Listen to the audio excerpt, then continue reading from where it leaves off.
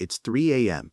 Your alarm isn't going off for 4 more hours, and somewhere between midnight and right now, 60 pounds of dog is silently migrated from the foot of the bed to directly on top of your legs. You cannot feel your left knee. You are now sleeping at a 40-degree angle because you refuse to disturb him. You don't know why. You can't explain it. You just won't. Short pause. Look at camera. That specific warmth, the slow, rhythmic breathing against your shin, the occasional dream twitch of paws like he's chasing something only he can see. We always assume it's because they love us. That's sweet. It's also only about half the story. So here's the greeting card version of why your dog sleeps next to you. Love, warmth, pack instinct. You're their person.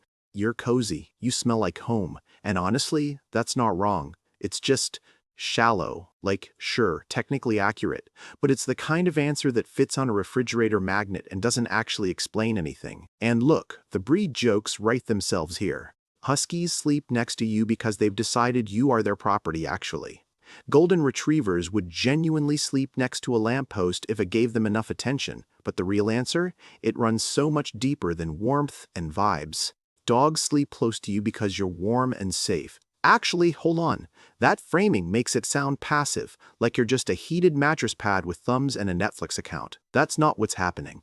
Early canine behavioral research, and there's more of it than you'd think, shows that sleep proximity choices in dogs are active, deliberate social decisions. Your dog is not defaulting to you like water finding the lowest point. They are choosing you, specifically.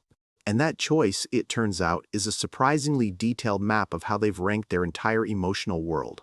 Here's where it gets genuinely interesting. Dogs experience what researchers call social sleeping, and it's rooted in the same attachment theory framework used in human developmental psychology. The University of Vienna's Clever Dog Lab, which is a real place and I'm still not over how good that name is, has shown that dogs preferentially position themselves near their primary attachment figure during rest.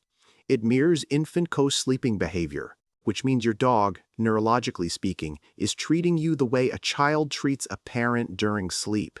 And those muffled little barks, the leg twitches mid-dream, that's not random. Neuroscience suggests your dog's brain is actively processing its day during REM sleep, and your physical proximity during that processing actually reduces their stress load. You're not just their bed, you're their emotional anchor while they're unconscious. Which brings us to the part of this video where I make you feel things you didn't come here to feel. If your dog actively chooses to sleep near you, if that's a deliberate attachment behavior, then what happens when you close the bedroom door? Pause, look directly at camera, sigh. Yeah, I know. I lasted 6 minutes once. 6.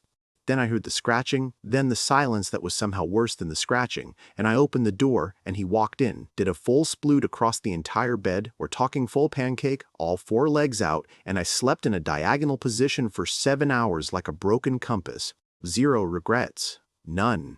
Here's the biology of why that broken compass situation actually isn't as irrational as it sounds.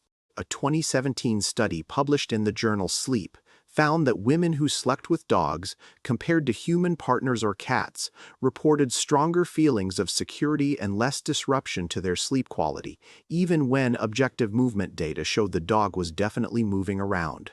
Meanwhile, your dog's cortisol, the stress hormone, measurably drops during sleep when body contact with their owner is maintained. And that smell, that specific warm, slightly musty smell of dog fur at 2 a.m., Frito pause, warm biscuit energy. Short pause, that smell is doing something real to your nervous system. It is not just nostalgia, that's 2 nervous systems chemically down-regulating together. Because here's the thing, none of this came from nowhere. In proto-domestic canine groups, sleeping and physical contact wasn't affection, it was survival. Warmth regulation, predator detection, social bonding. Dogs who slept apart from the group were more exposed, more vulnerable. 15,000 years of that wiring doesn't just disappear because you bought a Tempur-Pedic, it expresses itself on your mattress at 3 a.m. Slight laugh. Wolves sleeping in a pile made complete evolutionary sense. One wolf sleeping diagonally across a king-size bed while the human slowly slides off the edge made 0 evolutionary sense. And yet, here we are, thriving. Now, traditional training advice, and I say this with full respect for actual professional trainers, is that dogs should have their own designated sleeping space. Clear boundaries. Crate training builds independence. Separation is healthy. This is excellent advice that approximately 0 dog owners follow past week 2. Hold up a still packaged dog bed. I bought this 14 months ago. He uses it as a launching pad to get onto the actual bed. That's its entire function in our home. And interestingly, the science doesn't fully back the hard separation model anyway. Multiple sleep studies suggest co-sleeping carries measurable well-being benefits for both species. So maybe we were right to fail at the crate thing. Maybe. Okay, but here's where it gets actually specific. Not all sleep positions are the same, and the exact spot your dog chooses, it carries behavioral data. Dogs who sleep pressed against you, full contact, maximum surface area, tend to show high attachment with a layer of mild anxiety underneath. Dogs who sleep nearby but not touching show what behaviorists call secure attachment. Close enough, doesn't need to merge with you. And dogs who sleep at the foot of the bed or near the doorway, often self-appointed guardians. Monitoring exits. Animal behaviorist Stanley Coren's positional research backs this up. Straight to camera, I mapped my dog's sleeping positions for an entire week to verify this. My partner thinks I've completely lost it. The data was worth it. So here's your actual takeaway, and I'm not going to tell you to buy anything or restructure anything. Just notice, tonight before you fall asleep, point at the floor or bed beside you. Just clock where they land. And then, over the next few weeks, notice whether that position shifts. Travel, household changes, a new person in the space. Dogs communicate their internal state through proximity during sleep more clearly than almost any other behavior, and most of us look completely past it. Don't move them. Don't rearrange anything. Just pay attention. Back to 3 a.m. The weight on your legs. The question you started with, is it really love?